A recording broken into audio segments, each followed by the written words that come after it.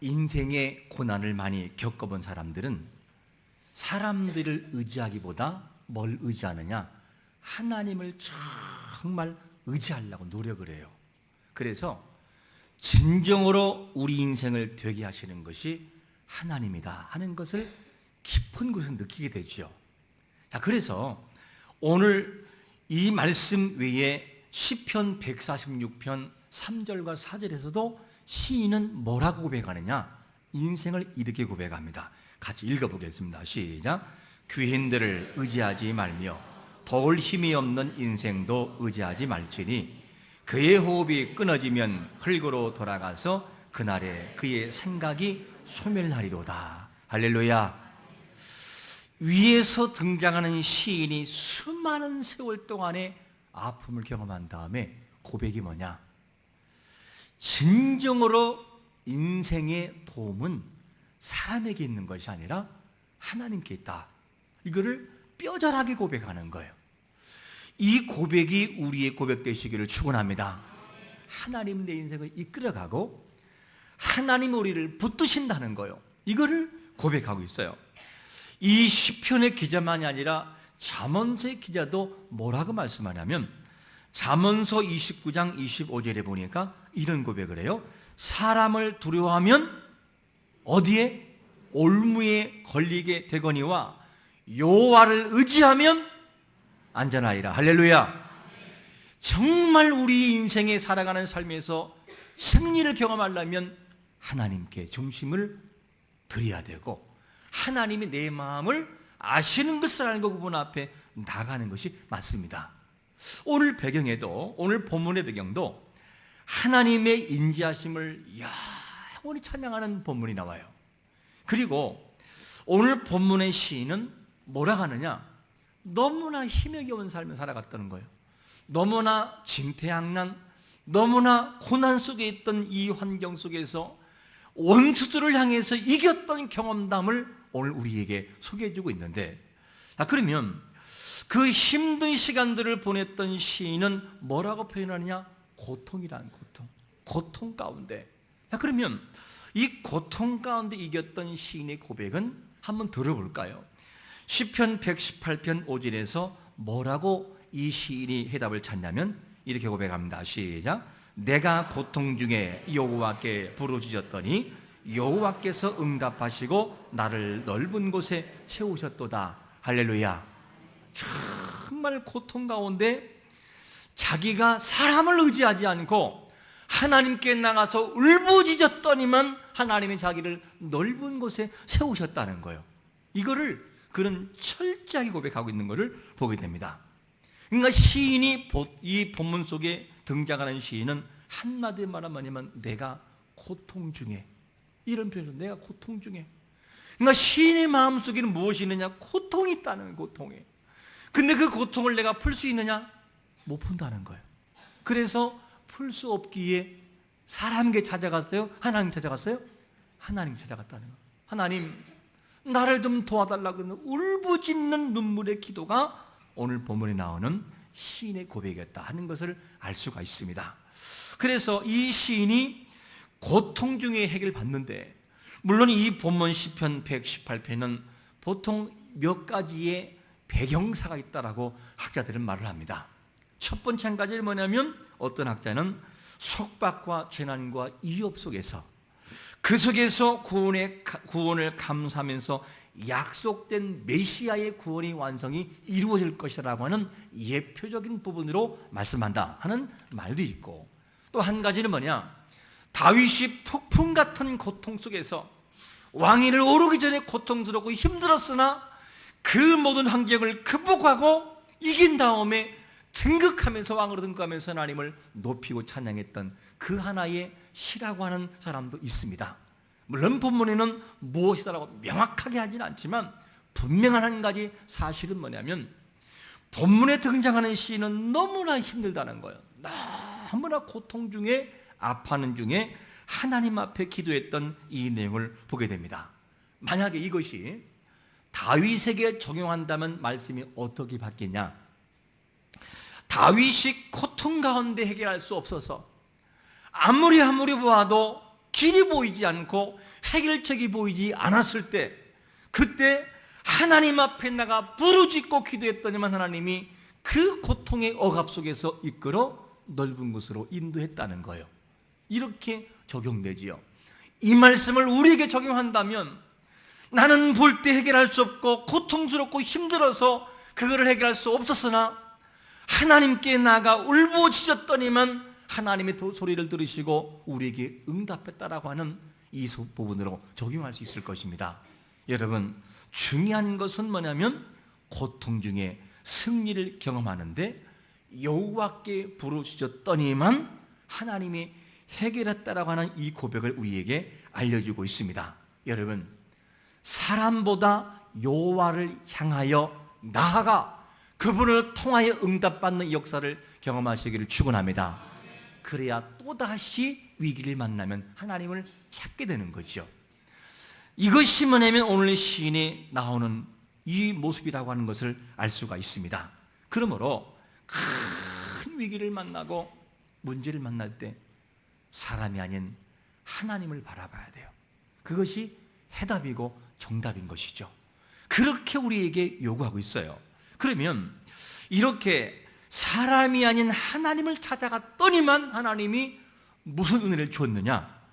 계속 말씀을, 그가 읽었던 말씀을 보게 되면 나를 넓은 곳에 뭐 했다고요? 세워주었다는 거예요. 넓은 곳으로. 원수에게 쫓겨 억압과 고통 속에 있는 것이 사실이었는데, 그런데 하나님을 의지했더니만 하나님이 고통 가운데 끌어내서 너를 넓고 자유하고 관한 곳으로 세웠다는 거예요. 이게 뭐냐? 고통 중에 경험했던 시인의 승리의 경험담을 말씀해 주고 있습니다. 여러분, 하나님을 정말 내가 의지하면 그 어떤 환경이 날지라도 그분이 우리를 새로운 길로 회복하시고 세워주시는 것을 믿으시기를 축원합니다. 그 하나님의 역사라는 거예요. 이 말씀은 옛날 얘기로 끝나는 것이 아니라 우리에게 다가오는 현실의 모습이라는 거죠. 우리 이것을 경험하는 것이 중요합니다. 하나님이 도와주시면 어떻게 바뀌느냐? 애굽이라고 하는 당시의 최고의 명성을 지녔던 바로도 하나님이 하시면 모세에게 무릎을 꿇고 초라하기 짝이 없는 이스라엘의 오합지졸 군대에게 무릎을 꿇는 것을 믿으시기를 축원합니다. 그게 하나님의 도우심이에요. 그뿐인가요? 하나님이 도와주시면 어떤 일이 벌어지느냐? 아수르라고, 이 북이스라엘이 아수르에게 멸망당하고, 그리고 남유다가 바벨론에게 멸망당합니다. 그리고 이 아수르는 다시 바벨론에게 정복돼서 북이스라엘과 남유다가 하나가 되어버려요. 그리고 난 다음에 시간이 흐른 다음에 하나님은 무엇을 하시느냐? 왕의 마음을 감동시켜 약속의 땅이었던 그 예루살렘, 바벨론에서 예루살렘으로 돌아와서 성전을 재건하고 성벽을 재건하게 만드는 역사가 있었던 것을 믿으시기를 축원합니다. 그게 하나님의 도우심이에요. 그러니까 하나님이 도우시기로 마음을 먹기만 하면 안 될 것이 없고 못할 것이 없다는 거예요. 그래서 사람들이 이것을 해결하지 못해요. 사실 신앙의 원칙은 너무 단순하거든요. 말씀으로 돌아오는 원칙을 세우려면 해답이 보이는데 안 돌아오니까 해답이 안 보인다는 거예요. 그래서 우리는 항상 말씀 돌아와서 그 말씀을 드려야 되는 것이죠. 여러분, 하나님은 오늘도 우리의 울부짖고 간구하는 제목을 들어 응답하시는데, 그 고통 가운데 나만이 흐르는 눈물의 소리를 들으시고 신음소리조차 기억하시고 때가 되면 응답하시는 것을 100% 믿으시기를 축원합니다. 그게 하나님의 역사라는 거예요. 근데 그분은 정말 지금도 이렇게 듣고 있는데 사람들은 안 들린다고 그를 믿지 못하는 거예요. 신음소리 하나님은 들으세요. 간구한 소리를 들으시고, 이게 하나님의 마음이라는 거죠. 그 소리가 우리 속에서 우리 귀가 열려 마음이 열려 소리가 들리시기를 축원합니다. 그 마무리가 들어야 되는 거죠. 고통 가운데 하나님을 의지했던 시인은 원수들을 어떻게 물리치는 걸 경험했죠? 여호와를 의지하여 그분의 부르짖었어요. 그랬더니 그분께서 하나님이 어떻게 원수를 물리치냐면 시편 118편 12절은 이렇게 소개합니다. 시작. 그들이 벌들처럼 나를 에워싸서나 가시던 물에 불같이 다 없어졌나니 내가 여호와의 이름으로 그들을 끊으리로다. 할렐루야. 원수의 세력이 얼마나 강력하고 많은지 뭐에 비유하고 있어요? 벌들처럼, 벌떼처럼 비유해요. 아우, 벌떼같이 몰려오네, 아우, 벌떼같이 사람들이 많네 하는 것처럼 지금 시인이 속해 있는 환경은 벌떼들이 정말 사로잡아 죽이려고 다가오는 것처럼 위기가 있다는 거예요. 아무리 벌떼처럼 많은 위기라 할지라도 그 위기는 사람이 볼 때 위기지 하나님이 볼 때는 아무것도 아닌 것을 믿으시기를 축원합니다. 근데 사람은 자꾸만 벌떼에게 시선을 집중해요. 하나님은 사실 아무것도 아니거든요. 근데 사람들은 자꾸만 이 벌떼에게 마음을 놓을 때가 있어요. 여러분, 하나님이 어떤 분이시냐? 하나님의 능력은 출애굽기 15장 8절의 말씀처럼 뭐라고 표현하느냐? 주의 콧김에 물이 쌓이되 파도가 언덕같이 일어서고 큰 물이 바다 한가운데 옮기니이다. 하나님은 당신의 콧김을 통하여 홍해도 물을 날려버리시는 전능하신 분인 걸 믿으시기를 축원합니다. 사람이 아무리 강력해도 하나님의 콧김에 한순간에 날아가 버린다는 거예요. 우리의 건강 내 것이 아니라니까요. 우리의 재물 내 것이 아니에요. 나의 명성 내가 이루는 것처럼 모아도 하나님이 한 번 콧김에 모든 것이 날아가 버린다는 거예요. 아무리 날아가 버린 것이라 할지라도 하나님께서 모으시면 모든 것이 탑으로 쌓아지는 것도 아울러 믿으시기를 축원합니다. 하나님이 하셔야지 사람이 하면 아무것도 안 돼요.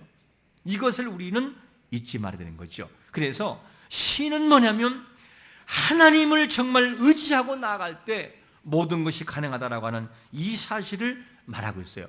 그리고 벌떼처럼 다가오는 것이라 할지라도 그건 아무것도 아니다. 이거를 시인은 이미 경험을 통해 알고 있어요. 경험을 통해서. 그러면 여러분, 하나님을 우리가 믿는 사람들은 꼭 잊지 말 하나의 원칙이 있습니다. 잊지 말 것이 있어요. 그게 뭐냐? 시편 118편 6절을 잊지 말아야 돼요. 읽어봅니다. 시작. 여호와는 내 편이시라 내가 두려워하지 아니하리니 사람이 내게 어찌할까? 위기를 만날 때 시인이 가지고 있던 믿음의 능력은 뭐냐면 여호와는 내 편입니다. 이걸 믿었던 거예요. 내 편, 아부라는 이 히브리 원문을 보면 무슨 뜻이냐? 아버지, 이 아부가 아니고 아부라는 원문을 보면 아버지란 뜻이 있어요. 원문에서. 그리고 어떤 뜻이 있느냐? 자기 백성의 아버지가 되시는 하나님, 그런 뜻이에요. 그리고 통치자. 이 말을 본다면 이 시인이 위기 가운데 여호와께 부르짖고 그분을 바라보고 벌떼처럼 다가오는 모든 원수를 무수하지 않고 하나님을 바라봤던 시인의 가슴 중심에는 뭐가 있느냐? 하나님은 내 편이십니다. 하나님은 나를 도우시는 분이신데 그 하나님은 나를 통치하시고 나를 지휘하시는 자기 백성을 도우시는 나의 아버지입니다. 이거를 확실히 믿었던 거예요. 확실히. 그러니까 사람 의지하지 않고 뭘 의지해요? 하나님을 의지하잖아요. 이게 뭐냐? 신의 고백했던 것을 볼 수가 있습니다. 여러분, 하나님은 어떤 상황에서도 나의 편이 되는 것을 믿으시기를 축원합니다. 그거를 의심하지 말고 믿으라는 거예요. 의심하지 말고. 이것 때문에 그는 끝까지 하나님을 의지해서 승리를 거둔 경험을 우리에게 지금 소개하고 있습니다. 여러분, 또한 우리가 하나님을 믿는 사람이 꼭 잊지 말할 것이 또 있어요. 그게 뭐냐? 시편 118편 7절 말씀을 읽어봅니다. 시작. 여호와께서 내 편이 되사 나를 돕는 자들 중에 계시니 그러므로 나를 미워하는 자들에게 보응하시는 것을 내가 보리로다. 믿음의 사람이 항상 가져야 할 것은 뭐냐면 하나님은 나를 돕는 자들 중에 계시다는 거예요. 이 말씀을 본다면 이렇게 우리는 해석할 수 있지요.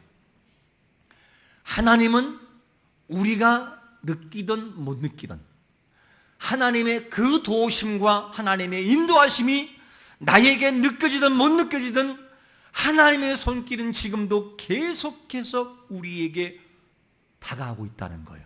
계속해서.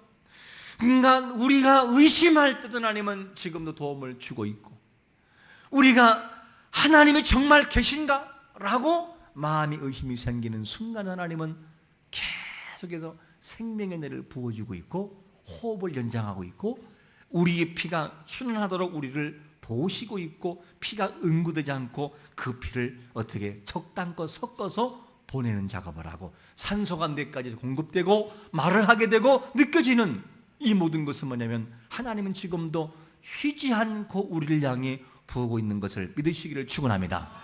그런데 우리는 못 느끼잖아요. 그렇다 하나님이 안 도와주나요? 지금도 돕고 있다는 것이죠.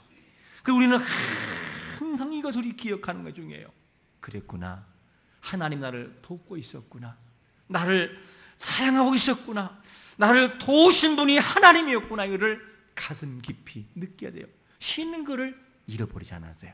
어떻게? 나를 돕는 자 중에 계시구나. 하나님은 내 편이었구나. 이거를 계속해서 의심하지 않았어요. 그런데 사람은 참 너무나 간사한 게 뭐냐? 위기를 만나면 사람을 의지하게 되고 사람 때문에 넘어져요.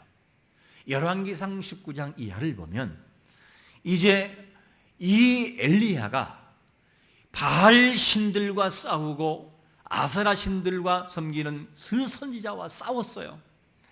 그리고 난 다음에 이세벨의 말 한마디에 그냥 무너지기 시작을 해요. 그래서 너무나 힘에 겨울 때 하나님이 주의 사자를 보내요.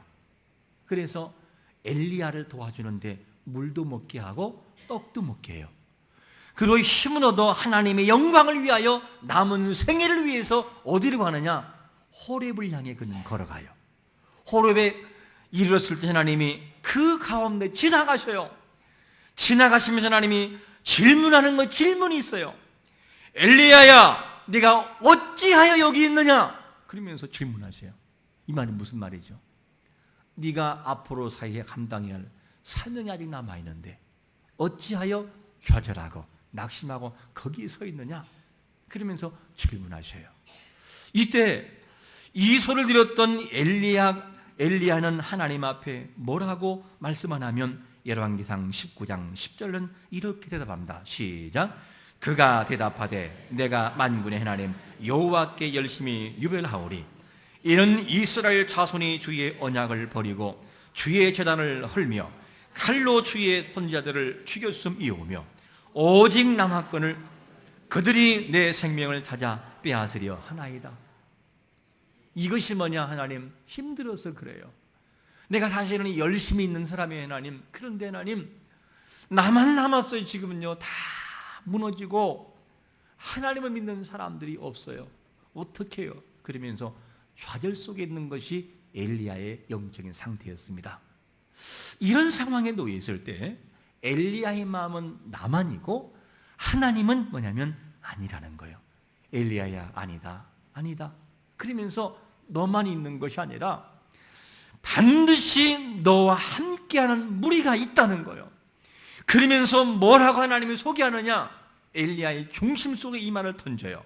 열왕기상 19장 18절 말씀을 읽어봅니다. 시작. 그러나 내가 이스라엘 가운데 7,000명을 남기르니 다 바알에게 무릎을 꿇지 아니하고 다 바알에게 입맞추지 아니한 자니라. 할렐루야. 엘리야는 위기 가운데 자기라고만 봤어요. 자기만. 그런데 하나님 뭐냐면 아니다, 엘리야야, 너만 남아있는 것처럼 보여지지, 그게 느껴지지, 근데 아니란다. 그렇지 않아. 네가 느끼지 못하고 네가 보지 못하는 7,000명을 남겼어. 너는 눈에 보이지 않지, 너는 느껴지지 않지, 근데 내가 숨겨오는 사람이 있단다. 그러면서 7,000명을 소개하는 걸 봅니다. 여러분, 우리가 보지 못하는 그 모든 것을 하나님은 아시고 숨겨 놓으셨고 행할 일을 이미 준비해 놓은 것을 믿으시기를 축원합니다. 그것을 보는 것이 믿음이라는 거예요. 그런데 우리는 그거를 잘 보지를 못해요. 느끼지를 못해요. 하나님은 그거를 우리에게 말씀하는데, 그래서 하나님은 비록 우리에게 침묵하고 계시지만 하나님은 지금도 쉬지 않고 일하고 있다는 거예요. 우리를 위해서. 이것을 보는 눈이 정말 중요합니다. 시인은 이것을 봤다는 거예요. 이거를 느꼈다는 거예요. 그러니까 승리를 경험한 것을 보게 됩니다. 여러분, 그러므로 믿음의 사람들이 어떤 환경에 따를지라도 잊지 말아야 될 원칙 하나가 있어요. 이거를 꼭 잊지 말아야 됩니다. 한번 시편 118편 8절과 9절 말씀을 읽어봅니다. 시작. 여호와께 피하는 것이 사람을 신뢰하는 것보다 나으며 여호와께 피하는 것이 고관들을 신뢰하는 것보다 낫도다. 할렐루야. 얘들아, 사람 의지하지 말아라. 사람 의지하지 말고 나에게 다가와라. 나를 의지해라. 이것을 우리에게 소개해주고 있습니다. 그러므로 신앙생활할 때 왜 사람들이 실망하느냐? 하나님을 바라보지 않고 뭘 의지해요? 사람을 의지하기 때문이에요. 사람을 의지하는 순간 엘리야도 넘어졌어요. 불의 선지자 엘리야도 넘어졌거든요. 사람 의지할 때에 하늘에서 불을 내리는 선지자랄지라도 넘어져요. 그러나 하나님을 믿고 신뢰한 자는 그가 이방인이랄지라도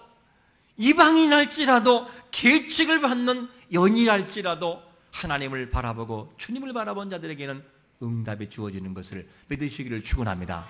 그게 하나님의 역사라는 거예요. 그러므로 우리는 잊지 말아야 됩니다. 사람을 의지하면 무너진다. 하나님을 의지하면 어떤 상황에 대해도 그가 세워진다. 이 원칙을 잊지 말라는 거예요. 그래서 시인은 진정한 승리를 누구로부터 온다고 고백하냐면 118편 10절 말씀은 이렇게 소개합니다. 시작. 먼 나라가 나를 에워쌌으니 내가 여호와의 이름으로 그들을 끊으리로다. 할렐루야. 다가오는 대상이 개인이든 나라이든 어떤 논술할지라도 그 세력을 이기는 힘은 사람이 아니라 여호와의 이름에 있다는 거예요. 여호와의 능력을 통해 그걸 이긴다는 거예요. 여호와의 능력, 여호와의 이름이라는 말은 다른 말로 무슨 말이냐? 여호와의 능력을 힘입어 나아갈 때, 그때 승리가 있다는 거예요. 이것을 우리에게 소개해주고 있습니다. 오늘 본문에 나오는 시인 너무 힘들었어요. 너무너무 힘에 겨워서 어떻게 해볼 수 없는 상황이 그에게 있었어요. 그런 상황이 있을 때 이 시인은 뭐냐? 다가온 환경 자체가 벌떼와 같은 군사들과 수많은 세력이 자기를 죽이려고 넘어올 때 그는 사람을 의지하지 않고 사람을 보지 않았어요. 아직 자기를 인도하시는 여호와께 부르셨어요. 그리고 여호와 앞에 나갔더니 하나님이 그 억압 속에서 이끌어 넓은 광야에 세워놓았다는 거예요. 그리고 수많은 벌떼 같은 원수가 다가와도 하나님을 의지하고 나갔더니만 하나님은 가시던 불에 태워지는 그 가시던 불처럼 한순간의 원수를 사라지겠다는 거예요. 이것을 우리에게 소개해주고 있습니다. 여러분에게 저는 묻고 싶어요. 누구를 의지하시겠습니까? 우리는 생각은 하나님 의지해야죠. 그런데 막상 위기를 만나면 또 우리는 사람을 의지하게 돼요. 여러분, 우리의 의지하는 대상 사람에게서 이제는 방향이 바뀌어 우리를 인도하시고 되게 하시는 하나님, 모든 것을 승리로 이끌어가는 하나님을 바라보는 것이 승리의 비결인 것을 믿으시기를 축원합니다.